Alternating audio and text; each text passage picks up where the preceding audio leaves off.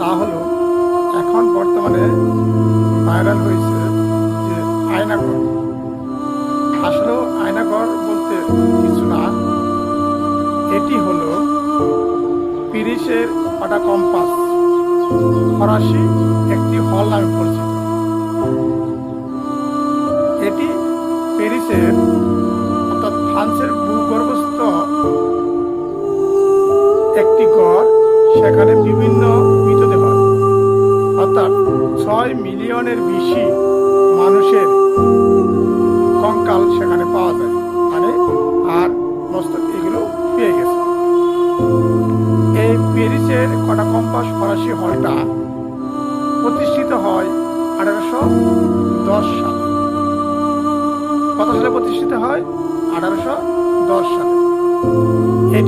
এই গড়টা 48 degree 50 minute 2 second north অবস্থিত এবং 2 ডিগ্রি 19 মিনিট 56 সেকেন্ড ইস্ট অবস্থিত।